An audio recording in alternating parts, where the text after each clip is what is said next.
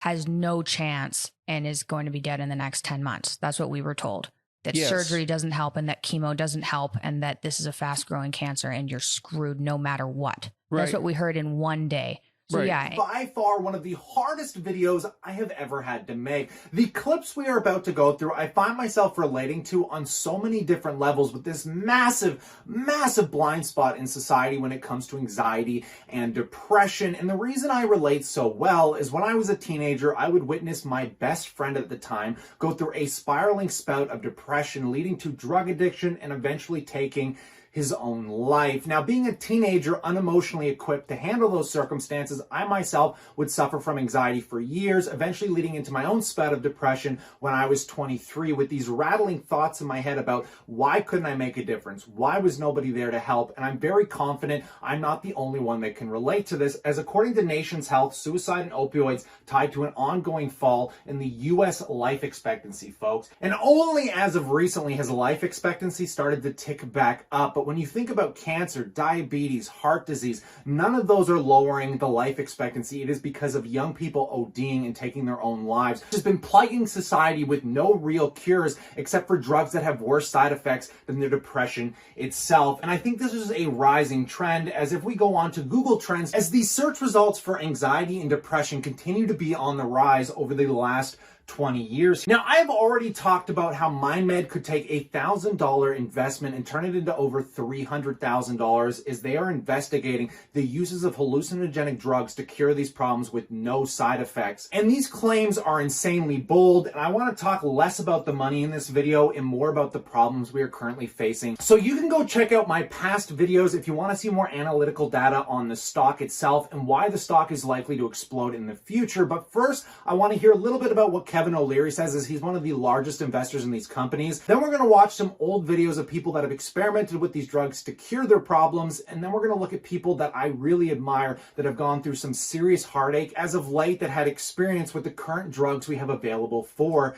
these problems. I look so forward to taking you down this crazy rabbit hole, and in the clarity of my transparency, as always, I'd really appreciate it if you guys could just hit that like button. But let's jump right into this.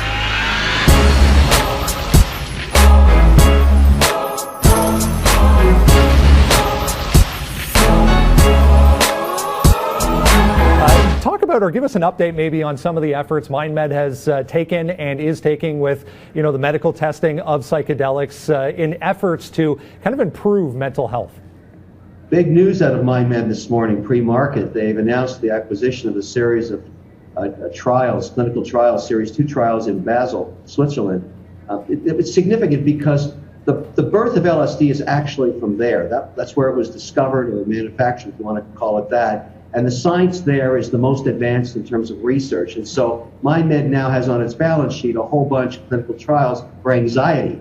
Talk about a solution. Right now at Xanax, we're looking for medicines that can solve without having horrific side effects. And that's why the whole psychedelics as medicine industry is emerging, of which MindMed is one company. I mean, they've got a lot of opportunities here to bring medicines forward that have tremendous upside and are worth. And the way I like to look at this investment, I tell everybody to ask me about MindMed, it's binary. It's either a zero or it's huge. One of the two.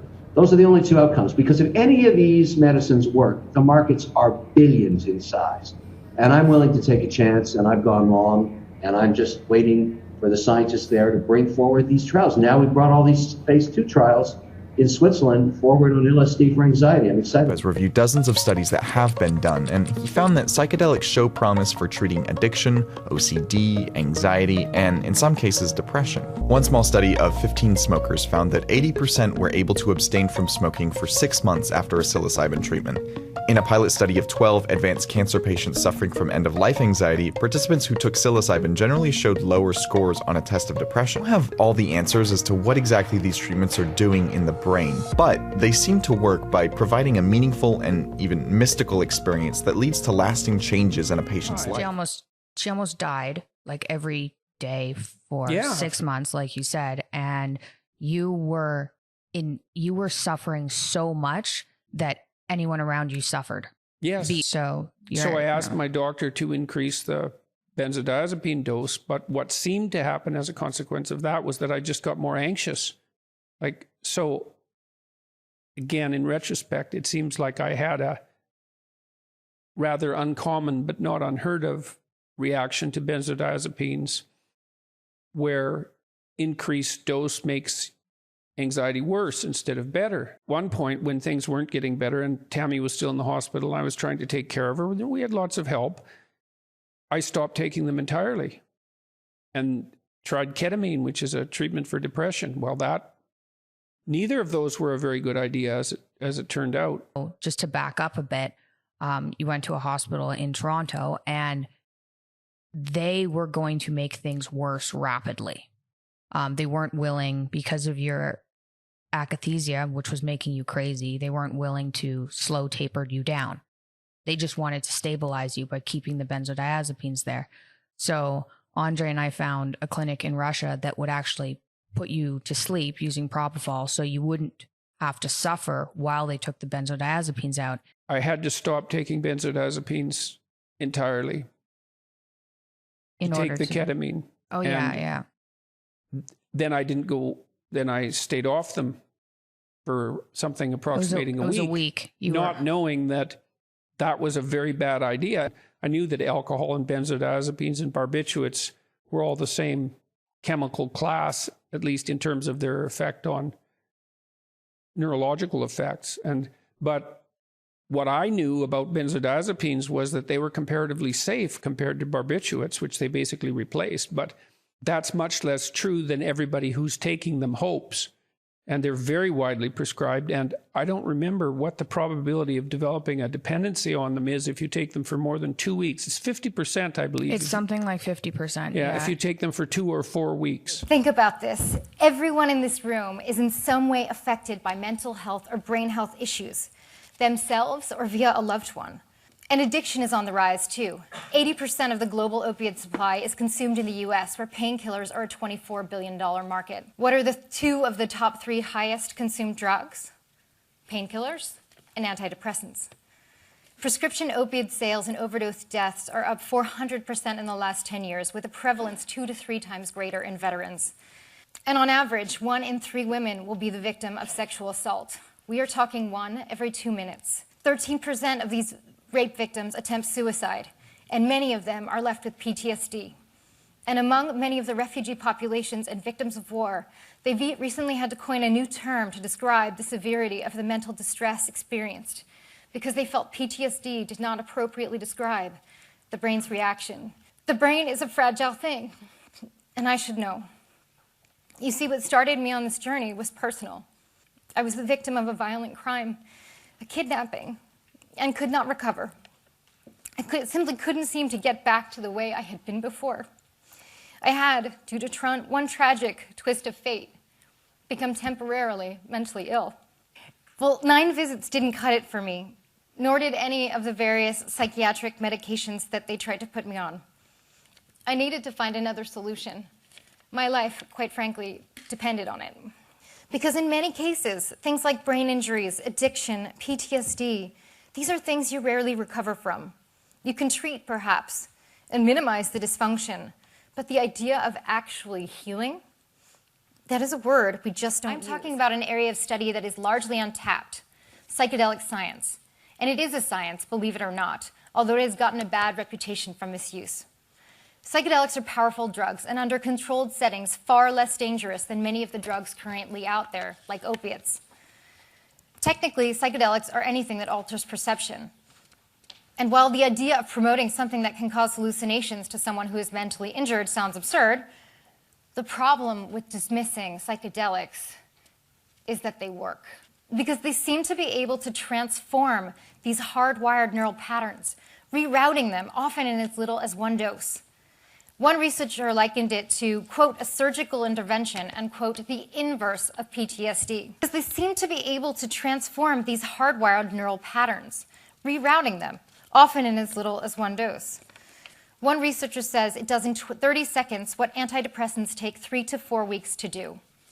So far, psilocybin has been tested in depression and end-of-life anxiety, and the results have been incredible. And these are people with severe treatment-resistant depression, meaning that all treatments All other treatments had already failed. And on average, they had been depressed for 17 years. I hypothesize that it's because it increases neuroplasticity and a sort of expanded neuroplasticity that I call neural rerouting. This is not mainstream and not universally accepted, partially because the field is quite siloed, and partially because definitions of neuroplasticity tend to be quite narrow. Now, MindMed is on the forefront of solving these major societal issues, guys, and it's just something that is going so far under the radar due to the stigma around hallucinogenic drugs. But I'm telling you, there's some serious research behind this, and if you can get past the stigma and see what the likely outcomes are going to be, I mean, I can't get over that not more people are talking about this. And like I said, we are about 2 to 3 years out from any kind of FDA approval. And like Kevin O'Leary said, this is a binary investment that's either going to work out or it's not. But being somebody that has been through this on a personal level, I'm willing to look at this as more of a donation to solving a problem in hopes that that capital leads to some incredible outcomes that can later benefit me as well. And that is why I'm taking on such a large amount of assumed risk here, is I plan on purchasing about 10,000 shares of this company, roughly about $4,000 to $5,000 invested. And if this is something that interests you, or you guys have already been investing in the company due to some of my past videos, I will constantly be updating you. This will be one of the last real videos I make around the stock on an emotional level, just because I think too many people are underlooking how severe this problem is. And as an investor, if you want to make a large amount of money, you have to find these huge problems in society that have just been far too underlooked. And we saw that in companies like Tesla that are solving the EV, the electric car space, and trying to make cleaner energy, because I mean, it's the future we all want to have. And none of us want our brothers, our sisters, our kids, our parents to go through some of these unbelievably horrible circumstances that just keep getting swept under the rug because nobody really understands mental health issues. But something tells me that society is going to be waking up to this in a real way in the next couple years. And I'm glad that not only am I able to support these companies, but it gives me a hedge as an investor to hopefully a brighter outcome. And at the end of the day, guys, if the money just abolishes, keep in mind, I have a diversified portfolio of blue chip companies allowing me to take on higher risk investments. And at the end of the day, if it doesn't work out, we end up going back to these same horrible solutions to these wicked problems that have been just plaguing us for far too long. And I'm hoping that's not the case. But so far, this is the company at the forefront of these problems. And in light of all of this, I would love to know what you guys think in that comment section below. But stay cool, stay awesome, and I look forward to catching you tomorrow.